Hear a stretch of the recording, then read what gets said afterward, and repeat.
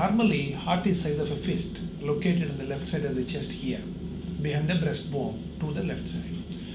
Now, the job of the heart is to pump blood to the body so that all the parts in the body get good oxygenated blood and nutrients. And when the heart is working for the body, it also requires oxygen, nutrition, all those things. So what it does is, it supplies itself through some blood vessels, the good oxygenated blood. Normally there are 3 blood vessels in the heart. One on the front, one on the right side, one on the left side. This is called left antedescending artery. This is the right coronary artery. This is the left circumflex artery. All these arise from this red pipe which supplies blood to the body.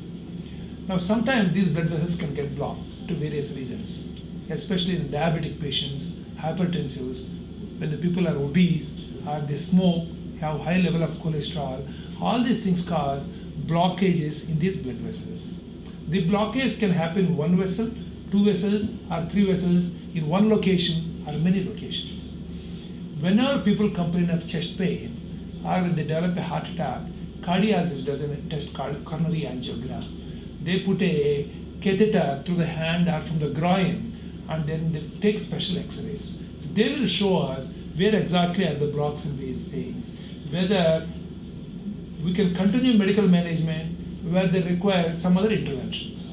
Suppose the disease is advanced and we think that patient can die from a heart attack, then we have to do something more than giving medicines. There are 2 ways we handle these things. One is called angioplasty and stenting. What cardiologist does is, he puts a catheter from the hand or from the groin, then goes to the site of block.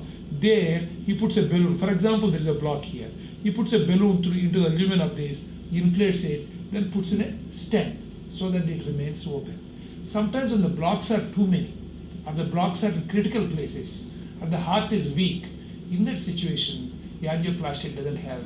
We have to do bypass surgery. When we mean bypass surgery, what we do is, either we take a tube from inside the chest or from the leg called great saphenous vein. And making use of those tubes, we give new connections beyond the blocks. For example, there is a block here, and the blood is not going down like this. When we have to do bypass surgery, we normally open the chest from midline here. We break the breastbone in the center, then the heart is behind that. Then we take a new pipe from the patient's body, either from inside the chest, it's called internal mammary artery, and sometimes we also have to take another pipe from the legs called great saphenous vein. We take those pipes and then connect from here. This is the pipe which takes blood to the body, main pipe. From here we take the connection and connect to the blood vessel beyond that. For example, internal mammary artery is already connected above here, and we only disconnect the lower end and connect it here. And in case of vein, we put it here, take the blood from here and connect it to the vessel beyond the block. We are bypassing the block, so that's why it's called bypass surgery. When you do the bypass surgery, blood flow is re-established to the heart and the heart muscle keeps working well, and the chances to develop heart attack are less. They can have a longer and a quality life. When you do bypass surgery, of course, there are certain precautions one has to take. Normally the surgery is about 98% safe. That means if you operate about 100 people, 98 people do very well over the long term. However, there is a small risk. In all surgeries, there is a risk. Just like we take small risk when we walk on the road, there is a risk even doing surgery. People may not respond normally to the drugs. They may have problems with the medications or sometimes bleeding problems like that. In about 2 people out of 100 we operate, the various complications that can happen are risk to the life, paralysis, kidney problems, lung problems. Sometimes they have to be on ventilation for a long time. They may have bleeding. You may have to take them back for surgery again. And some of the patients, especially when the heart is weak, the muscle pump is weak, we may have to put a machine called intra-aortic balloon pump. So all these things are likely to happen in about 2% of the cases. However, if the patient has got some high risk factors like the heart muscle is weak, if they have some other problems, the complication rate can be high. So in individual cases, the surgeon will discuss to the patient and then inform the approximate risk. After surgery, many people think that everything is fine. It's not like that. Whenever you do bypass surgery, there are certain precautions a patient has to take lifelong. For example, they have to control their weight, they have to control their diabetes, high blood pressure, they should stop smoking, they should change their diet habits, they have to take some medicines, especially aspirin and statins, which will keep the grafts working for a long time and prevent recurrence. Because some of these patients after surgery can develop blocks again in a few years' time, and the grafts may fail. If they take all these precautions, do some exercise, watch their food, watch their weight, control other things, take the medications, go for regular checkup, then they are likely to do very well for a long time. Normally, bypass surgery is done through an incision on the front of the chest. We break the breastbone and go on to the surgery. However, these days, in some patients, we may be able to do by minimal access cardiac surgery, wherein bypass surgery is done through a small incision on the left side of the chest. We go in between the ribs, the incision about 6 to 7 centimeters, and a beating heart, we can do that. And some cases, again, instead of making a long cut in the leg for taking the vein, we can make a small cut and harvest the vein using endoscopically. Whether you are suitable for minimal access surgery or endoscopic vein harvesting and sometimes beating heart surgery, your doctor will talk to you in detail when you go to the surgeon regarding surgery.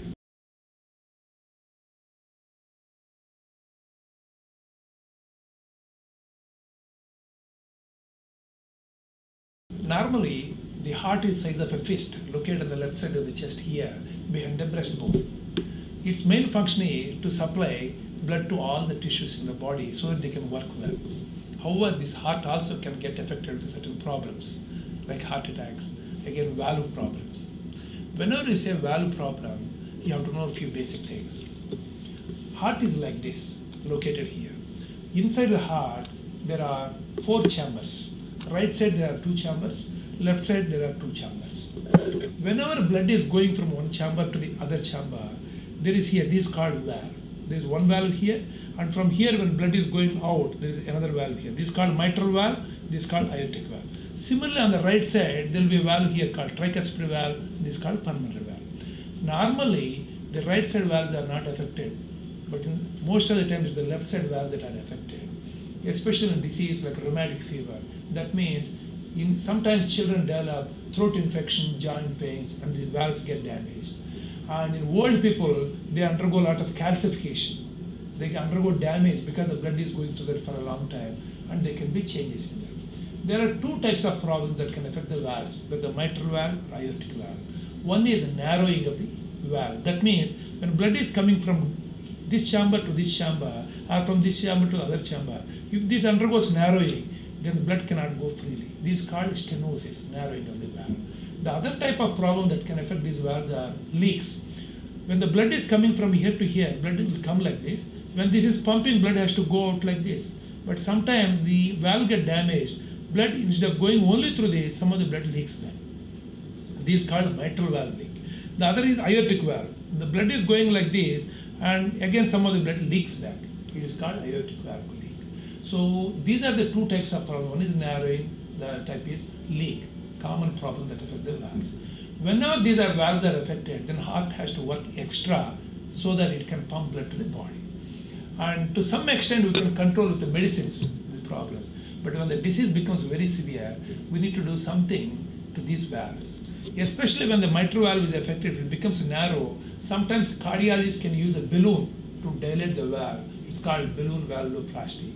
But however, if it is damaged too badly or if it is leaking, then surgeon has to do surgery to these valves. The commonest surgery that we do is valve replacement. That means a damaged valve is taken out and a new valve is put in. There are 2 types of valves that are there. One is steel valves, the other one is called tissue valves. When people are younger than 45 to 50 years, we use metal valves. There are many types of metal valves imported, and there is one valve made in India also. When we use these metal valves, we have to take different type of precautions. And when we use the tissue valve, there are 2 types of tissue valves that are available. One is taken from the pig heart. The other one is made from the cow's heart cover. It's called pericardial valve. These 2 types of valves are used, especially in people older than 55 years of age, or suppose in a patient who is unlikely to live more than 5 to 10 years, we use these valves. Why? Because these tissue valves work only for about 10 to 15 years in general. By the end of 10 to 15 years, about 25 to 30% of these valves fail, and they have to undergo again an operation. We generally use this for people who are old age, who are unlikely to live for more than 10 to 15 years. The advantage of these valves, even though they are very short living, are Patient doesn't have to take a lot of medication. They have an excellent quality of life. They can do everything normally. They don't have to go to the doctor, get the test done every 2 to 3 months. Once in a year they can go for checkup, and they can eat all diet normally, and they go for checkups once in a year. When you use metal valves, of course they have to take a lot of precaution so the blood doesn't clot on these metal valves. They have to take some medicine called blood thinning agent, anticoagulants. They have to take them lifelong. Every day they have to take the medications. How much dose they have to take, the doctor will do some test called INR test. It's a blood clotting test. Based on that, the doctor will adjust the dose so that the INR result is kept between 2.5 to 3.5. If the dose becomes more, they can have bleeding. If dose becomes less, the valve can get stuck. So once in 2 to 3 months, the people with mechanical valves, they need to go to the doctor, get the test done. And again, the people on mechanical valves have to avoid taking green leafy vegetables. And they have to avoid taking cabbage, cauliflower, tomato, because they contain what is called vitamin K. That promotes blood clotting. While we want to reduce blood clotting, if they take these medications, then valve can get stuck. This is the second precaution they have to take. The third precaution is, if they develop any fever or any infections in the body, people with artificial valves, they have to go to the doctor immediately, take antibiotics. Otherwise, these infections can go and settle on these valves. There is another type of surgery we do for valve patients sometimes. It's called valve repair. Suppose the valve is not damaged too much and the valve is leaking or narrow, then we can do some repair things so that the native valve is maintained. The advantage with this is they don't have to take a lot of medications lifelong, and they don't have to go for checkups, blood tests regularly. However, some of these people who undergo repair, the valves may fail after some time, maybe after 1 year, 5 years, 10 years, 20 years. Depending on the damage that the valve has undergone, the duration of valve repair working will be decided. And when you go to the doctor, the valve problem, he will discuss with you all these details. When we do valve surgery, the common type of approach is we cut the breastbone into the two. After giving about 20 to 25 centimeters of incision, go inside and put the patient on heart-lung machine, stop the heart, and do this open heart surgery. These days, new technology has come. We can do these valve operations through a small incision of 6 to 7 centimeters on the side of the chest. The incision will be below the breast, it's totally covered, pain is less, complications are less, and the recovery is very fast. Whether you are suitable for this minimal access surgery or not, your doctor will tell you where you go for surgery.